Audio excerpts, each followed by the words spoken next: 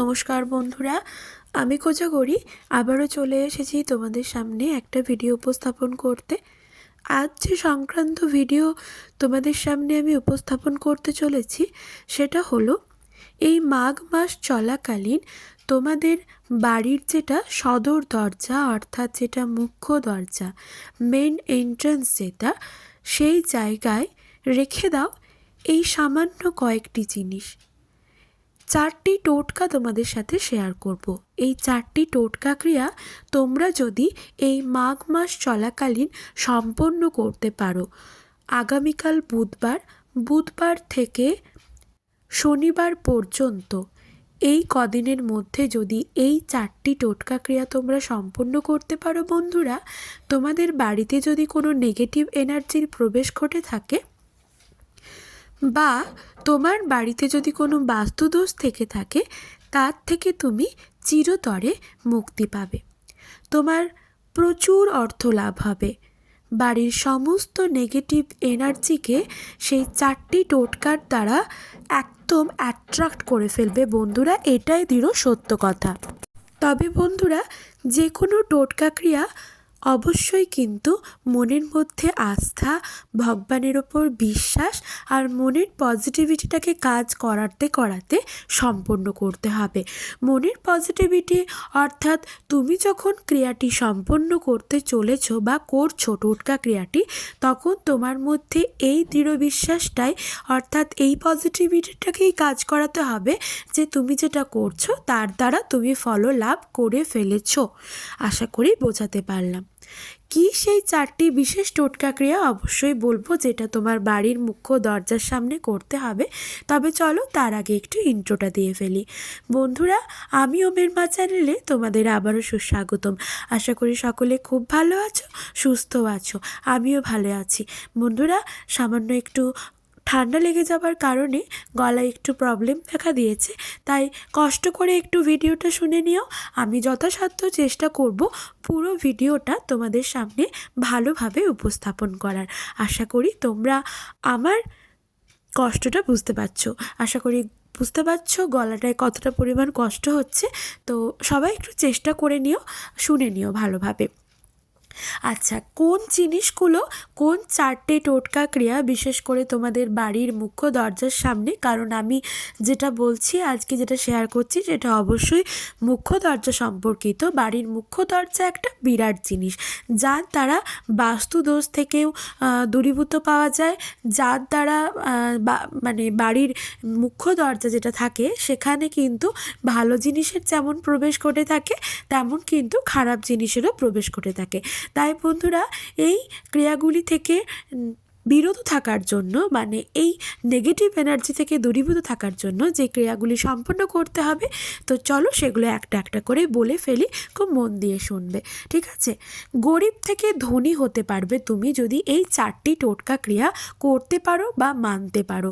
বাস্তুশাস্ত্রে কিন্তু এমনটাই বলা আছে বন্ধুরা, বাস্তুশাস্ত্রে এমনটাই বলা আছে যে যদি মুখ্য দরজার ঠিক ওপরে এই 4টি উপাদান তোমরা রাখতে পারো, তবে সোনায় সোহাগা হবে তোমার সংসার, ফুলে ফেপে উঠবে তোমার সংসার, পজিটিভ শক্তিতে ভরপুর থাকবে তোমার জীবন এবং তোমার সংসারে।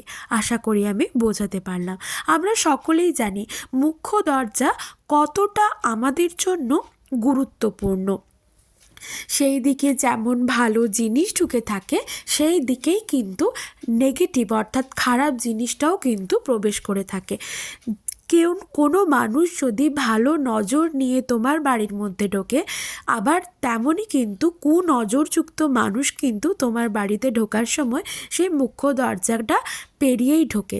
তাই বন্ধুরা, সেই জিনিসগুলি পেরিয়ে ঢোকার সময় কেউ যদি নেগেটিভ এনার্জি নিয়ে ঢুকতে চায় বা নেগেটিভ শক্তি যদি ঢুকতে চায়, তার দ্বারা কিন্তু কোনোভাবেই সেটা কাজ করবে না যদি এই 4টি উপাদান বা এই 4টি টোটকা ক্রিয়া তোমার বাড়ির সদর দরজার ওপরে করতে পারো। বড় মায়ের কৃপা লাভ করবে, আর যার মাথার উপরে বড় মায়ের আশীর্বাদ থাকে তাকে কোনোদিনও কোনো নেগেটিভ জিনিস থাকতে পারবে না বা তার শরীরে ঢুকতে পারবে না বা তার মধ্যে প্রবেশ করতে পারবে না, এমনকি সংসারেও না। আশা করি আমি বোঝাতে পারলাম। কি সেই 4টি বিশেষ টোটকা ক্রিয়া শুনে নাও একটা একটা করে। প্রথম যেটা 1 নম্বর, সেটা হলো ফিটকিরি। হ্যাঁ বন্ধুরা, যেটা আমরা অনেকে ফিটকিরি বলি, আবার অনেকে বলে থাকি ফটকিরি। সেই ফিটকিরি যদি তুমি বাড়ির মুখ্য দরজার ওপরে, ঠিক ওপরে যদি লাগাতে পারো বা রাখতে পারো, এর থেকে কি হবে, তোমার বাড়ির নেতিবাচক শক্তি দূরীভূত হবে চিরতরে। তোমার বাড়িতে সর্বদা শান্তি বিরাজ থাকবে।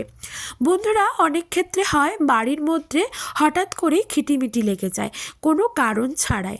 সেই জন্য যখন দেখবে যখন বাড়ির মধ্যে অকারণবশতই খিটিমিটি লেগে যাচ্ছে, তখন কিন্তু মাথার মধ্যে এটাই আনবে, হয় কারোর কুনজর পড়েছে তোমার বাড়ির ওপর, নয়তো বা কোনো নেগেটিভ এনার্জির প্রবেশ ঘটেছে, হয় তোমার ওপর, নয়তো তোমার বাড়ির কোনো মানুষের ওপর, নয়তো বা তোমার বাড়ির মধ্যে।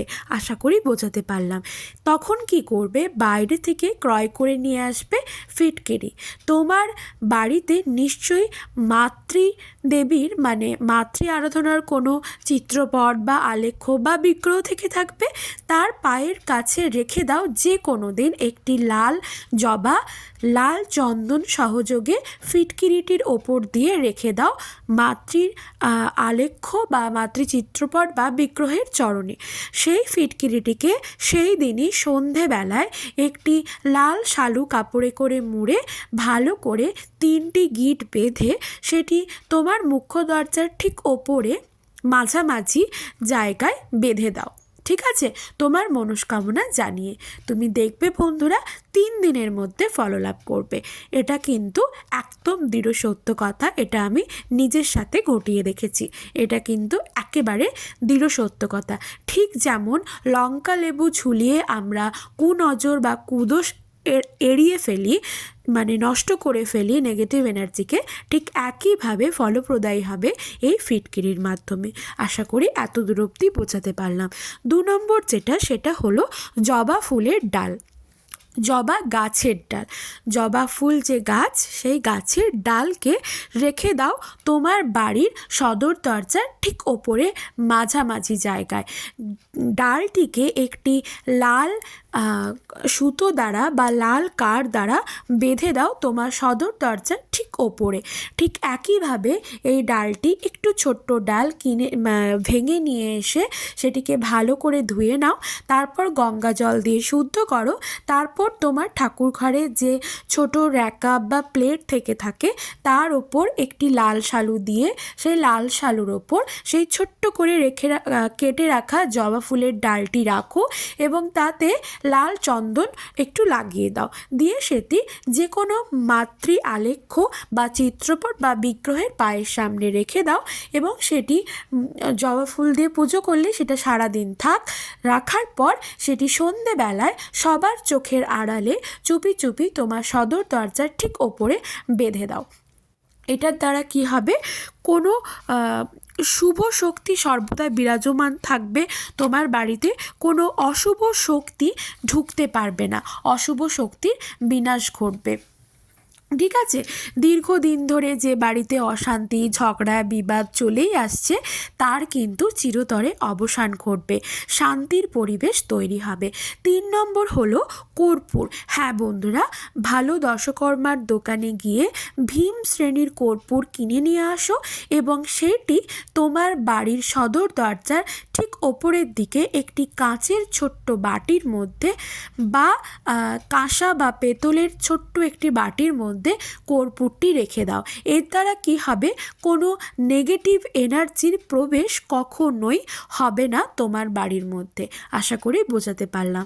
বা তোমার মধ্যে যদি কোনো নেগেটিভ এনার্জির প্রবেশ ঘটে থাকে, বাড়িতে ঢোকা মাত্রই সেই কর্পূর কিন্তু যখন তুমি সদর দরজা অর্থাৎ মেন এন্ট্রান্সটা এড়িয়ে যখন বাড়ির মধ্যে ঢুকতে যাবে, সেই কর্পূর কিন্তু অ্যাট্রাক্ট করে নেবে। ঠিক আছে, এই ক্রিয়াটা করে দেখতে পারো, হাতে নাতে ফল লাভ করবে। এরপর 4 নম্বর যেটা, 3টে তো বলে দিলাম, 4 নম্বর হলো কালো সুতো। বাস্তু বাস্তুশাস্ত্রে বলা আছে যে বাড়ির সদর দরজার ঠিক ডান দিকে যদি কালো সুতো তুমি বেঁধে রাখতে পারো 3টি গিঁট দিয়ে, তবে কুনজর কেটে যাবে চিরতরে, বাড়ি থেকে রোগ দূরীভূত হবে চিরতরে। এমন থাকে বাড়ির মধ্যে কিছু কিছু মানুষ অকারণবশতই রোগে জরাজীর্ণ হয়ে যাচ্ছে, কোনো কারণ নেই, ডাক্তার দেখিয়েই চলেছ, কোনো ফললাভ হচ্ছে না। তার দ্বারা কি বুঝবে বলো তো? কোনো নেগেটিভ এনার্জি নিশ্চয়ই প্রবেশ ঘটেছে। তার থেকে নিষ্কৃতি পাবার জন্য বাড়ির সদর দরজার হয় ডান দিক ঘেঁষে নয়তো বাম দিক ঘেঁষে কালো সুতো বা কালো যে কার হয় সেটি বেঁধে দাও ওপর দিকে, তবে সবার চোখের আড়াল করে, ঠিক আছে? কারোর চোখের নজরে যেন না পড়ে, বাড়ির মানুষরা জানো, কিন্তু কোনো প্রতিবেশী বা আশেপাশের কোনো মানুষ যেন সেই কালো সুতোটি বাঁধার সময় যেন না দেখে। যখন তুমি বাঁধবে তোমার মনস্কামনা জানাও বড় মাকে, অর্থাৎ মা কালীকে, মা তারাকে। বড় মাকে আমরা সকলেই জানি, বড় মাকে জানাও। জানাতে জানাতে সেই কালো কাঠটি বা কালো সুতোটি বেঁধে দাও বাড়ির মুখ্য দরজার ঠিক ডান দিক ঘেঁষে নয়তো বা ঠিক বাম দিক ঘেঁষে, মাঝামাঝি নয়। এর দ্বারা কি হবে? বাড়ি থেকে রোগ দূরীভূত হবে চিরতরে। আশা করি আমি বোঝাতে পারলাম। বন্ধুরা, এই ক্রিয়াগুলি সবার চোখের আড়ালে চুপি চুপি করো, বাড়ির মানুষ জানো, কিন্তু বাইরের কোনো লোকের চোখের সামনে করো না। আর যখন এই ক্রিয়াগুলি সম্পন্ন করবে সেই মুহূর্তে যেন কেউ তোমাকে পিছন থেকে না ডাকে, ঠিক আছে? আর যখন ক্রিয়াগুলি করবে মনস্কামনা জানাতে জানাতে করো, 3 দিনের মধ্যে ফললাভ করবে। সকলে খুব ভালো থেকো, সুস্থ থেকো।